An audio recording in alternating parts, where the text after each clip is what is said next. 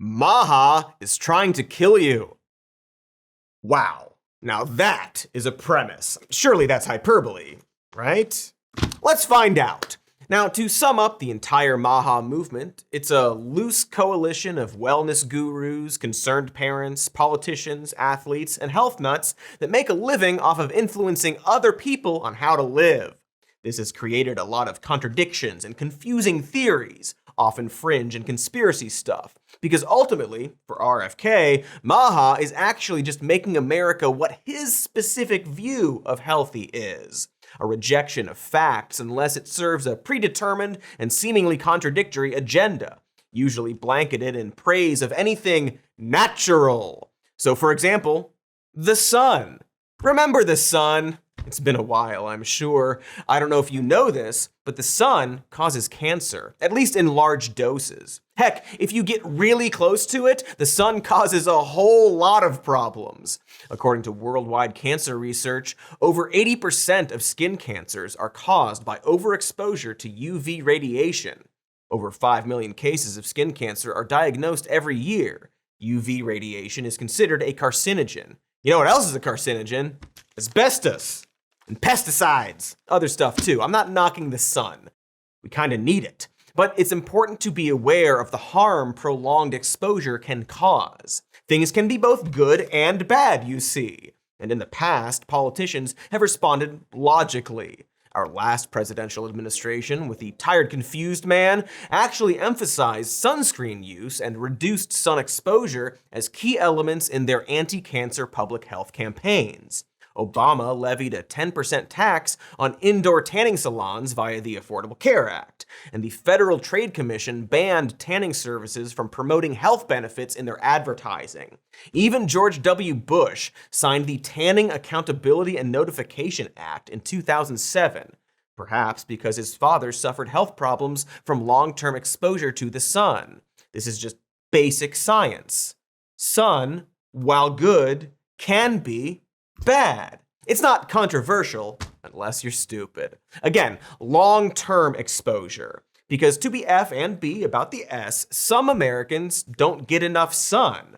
Ideally, we should be getting around 10 to 30 minutes a day instead of what we're currently doing, which is playing the new Battlefield for 12 consecutive hours. Don't do that.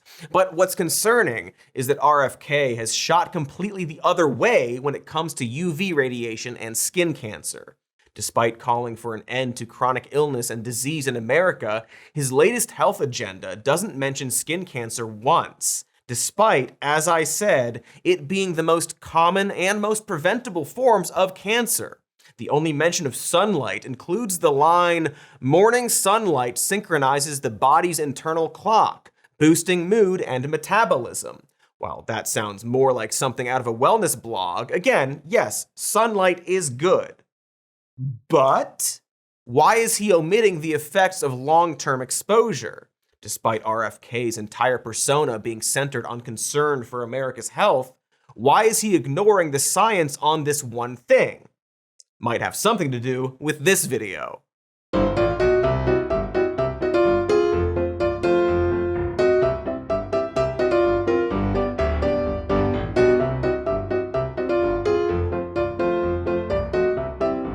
He's one of them crispy guys. That's RFK Jr. leaving a tanning salon, getting his skin nice and toasted up.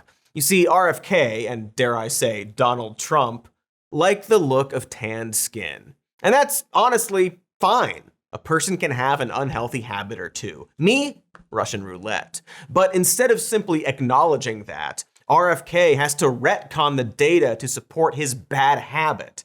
It feels like an ego thing, right? He can't contend with the idea that he might be wrong about something, so he just changes reality and makes everyone else follow along.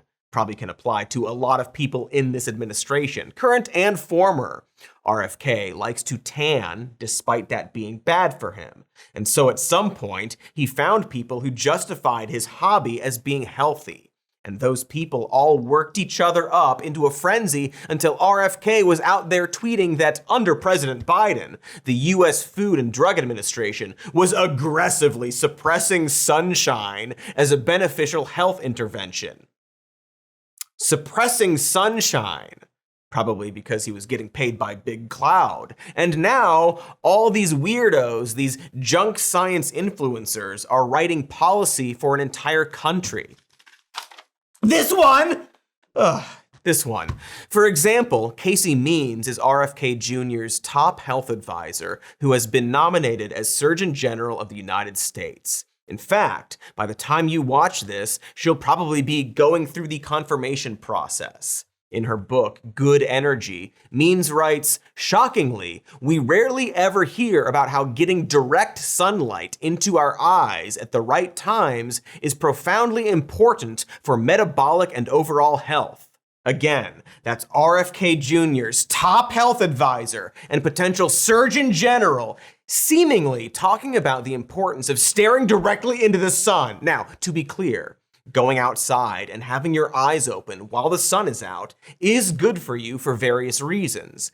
Getting direct sunlight into your eyes doesn't actually mean stare directly into the sun.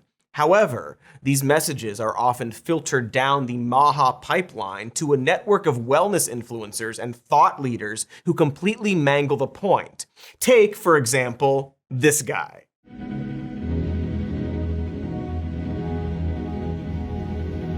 They told him not to do this, yet his mitochondria are absorbing infrared light, fueling his body like a solar battery, is a thing he wrote in the description. Folks, he's staring directly into the sun to power his body like your grade school calculator, which our current Secretary of Health and Human Services seemingly supports doing, although I guess we could have seen this one coming. See, he was just recharging. It all makes sense now, although Trump also thinks that the body has a finite amount of energy, and that's why he doesn't exercise, because if you use it all up, you're dead.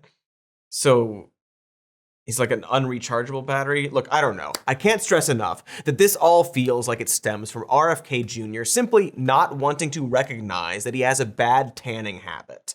So once again, a predetermined and seemingly contradictory agenda, usually blanketed in praise of anything natural. The sun is natural. How can it be bad? And like, yes, we all come from nature, except for Warmbo. So natural remedies and meals aren't inherently bad things. But the MAHA movement seems to reject the idea that some natural things can be bad too. You know what else is natural? Hippos. Does that mean we're not getting enough natural hippo exposure in our daily lives? Maybe, actually. Bad example.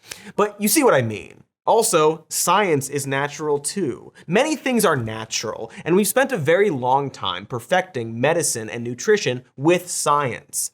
MAHA wants to draw this really firm line where everything natural is good and everything artificial is bad, except when it isn't, because the president loves fast food. And it's doing this by harnessing the knowledge that, yes, America isn't healthy. Most Americans know that, but don't necessarily know why that is. RFK Jr. gets to capitalize on that lack of knowledge and use fear to target the one thing he knows people are concerned about: children. Take, for instance, this ad spot produced by a political action group named MAHA Alliance. Manufacturers selling baby food with high levels of toxic heavy metals. Foods and cereals marketed to children contain a weed-killing chemical that some health authorities link to cancer. Exposed to chemicals and additives that have been banned in other countries. Half the tap water contains forever chemicals. Enough is enough. President Trump and I are going to stop the mass poisoning of American children. We're going to make America healthy again. MAHA Alliance is responsible for the content of this advertising.